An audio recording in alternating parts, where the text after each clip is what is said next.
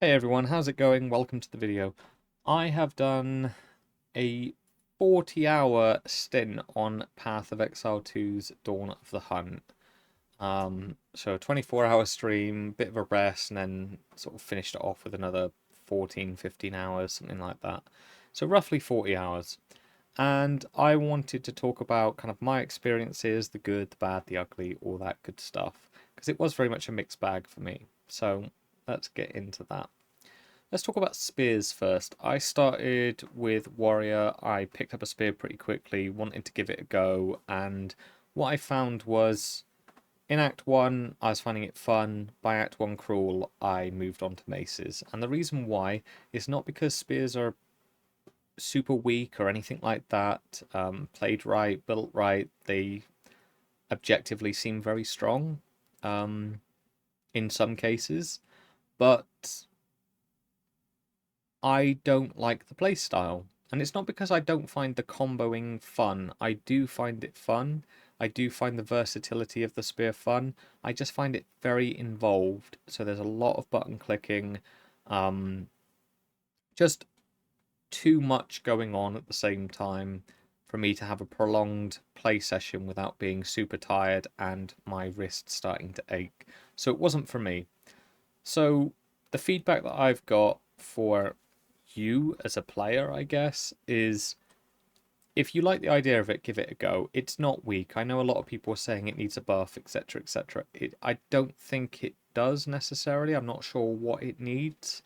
Um, but it isn't weak. You know, you can make spears work in the much the same way as you can make maces work in any other weapon for that matter. So yeah, it for me it's the Marmite. It's the Marmite weapon. Some people are gonna love this thing, some people are gonna hate this thing. I hope GGG don't do what they were gonna say, what they said last week, sorry, where they said we need to make this the de facto for every other weapon. Like the combos are what we need to do for other weapons. I really hope they don't do that. I think it's okay having one weapon that falls under this play style, but please not every one of them. Not every one of them needs these sort of combos. Case in point, maces. Maces don't have combos per se, but we have them nonetheless. We have rolling slam into bone shatter, into perfect strike or hammer of the gods as an example. So I really hope they don't follow through on that and they take the player feedback from Spears and maybe walk back that idea a little bit. We shall see. Um, so, talking a little bit about maces, if you discounted them because you thought they were bad in 010, maybe take a look at them, quick look at 020. There are a bunch of supports and a bunch of quality of life features they've added to a number of the skills that have actually made it very fun. So I'll do another video on that for Monday. But yeah, if that's the only thing keeping you away from maces because you had a bad experience with it in 010, I'd encourage you to give it another try. Right, moving away from sort of weapons, let's look at campaign because those are the only two weapons that I've had experience with in 020. So let's look at the campaign. I played up to Cruel Act 2 before they nerfed monster HP, and before they nerfed the monster HP, it was pretty challenging, borderline frustrating in some circumstances. And I think this is the feedback that I would have is it's fine to have a challenging game. I even like challenging games. I don't like frustrating games. And the difference between a challenging game and a frustrating game to me is a challenging game is a game where you are punished for your mistakes, but a frustrating game is a game where you are punished because of janky mechanics or bosses doing very weird things. So, an example of this might be the Titan Grotto boss. I attacked that thing a few times with different skills, and it didn't register, even though it definitely should have. Jaman the Defiler, as an example, that boss you can get caught in its legs when it doesn't appear like you should. So if you're a melee character and you're trying to avoid his slam, sometimes you can get caught in the legs and it just the slam just hits you and you die. Certainly in Act 2. And again, so if you want a challenging game, if you want it to be skill based, then it needs to be less about the attributes that you have, at least in the campaign, I would say. So yeah, they just need to look at that and make them a little less janky. And I think if they had made some good changes to some of the bosses, where people would find them a challenge but not find them overly onerous, I don't think people would have been, screaming at the top of their lungs for something to change on various forums, etc. And again, I'm not saying that it wasn't required or wasn't needed. I think I'm just on the fence. I don't mind a challenging game, but at the same time, after that nerf, it became a much more relaxed game. Two different play styles, and I think GGG need to figure out which play style they're advocating for. Okay, wisps in campaign. Interesting mechanic. One of them was particularly bad though. The snake that will one-shot you if it gets possession of the wrong thing, which in the campaign seems just a little too egregious for me. But overall, not a problem. I think I've got the loot from each one, and they're okay. But I I don't know if the rewards are worth the time invested right now. And I literally don't know. I need to do more of a sample size, get more of a sample size together to see what rewards are possible from the Asmirian Wisps. On the other hand, Rogue Exiles are probably my most favourite mechanic in this game by far. They're super fun to play against, they're super challenging without being frustrating, and they're rewarding. So overall, win-win-win. Good stuff. Speaking of wins, Kitava, the Smith of Kitava. Unfortunately, it was bugged to begin with. So you couldn't actually pick it early on in the league, which was a real shame and caused the caused me not to get a ascendancy until Act 3, I think, which made running part of the campaign all that harder. But they fixed that, luckily, so now you can pick it up, and it's great. It's a really good league start choice. I'll go into this in more detail in another video because I'm going to do like a slight build video. The end game transitioning was really, really easy. Never had a problem with that. Basically finished the campaign and went straight into maps with very little issues. Obviously that is helped by some of the changes they've made to end game as well. But if you're looking for a league start which has the possibility of scaling really well, I think the Smith of Kitava is a solid option. On that last bit, I haven't proven some of the things that I want to prove yet, so I think it's going to scale quite well as you get better gear, but I obviously haven't managed to prove it right now, but I'm hoping to do that this week. Alright, let's look at end game and the changes they've made there. Overall, I think it's a much better experience. The introduction to the mechanics is clearer for newer players. Waystones are much easier to maintain due to the mechanical changes that they've made there. I've already explained that in another video. The death changes for maps have made it so that running maps don't feel like a mini hardcore each time. So just kind of incentivizes me to do more maps because I'm not as stressed.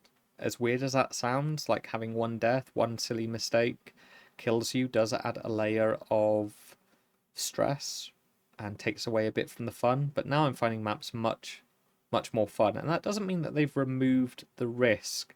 You can still get that same no death kind of approach essentially, but as a result of that, you also get more reward. So I think that's fair. Overall, really like the changes to that. I think they hit that hit that mark solidly. Again, shout out to Rogue Exiles. Really fun in campaign as well as endgame. The only criticism, and it's not really a criticism, but maybe just an adaptation for the player base, if you see a Rogue Exile, clear an area out and then drag them to that area because they will run all over the place, especially if they're ranged, and then they will pull a load of other mobs because you'll be chasing them. And then you'll end up with a rare with the wrong mod and get killed and lose the Rogue Exile, and that can be quite frustrating. So, in In terms of one-shots, I don't find that I'm getting one-shot as often. So again, that's probably some of the changes they're making to endgame transition. But in addition, the Smith of Kitava has proven quite powerful at getting a good defense. We'll see how that, whether that continues up to, say, T15s. But we're at T8s at the moment, and I have yet to have a scenario where it wasn't my fault that I went, oh, I don't think I should have died instantly there. So good stuff. Good stuff on that note. Endgame wisps, again, the snake is particularly egregious.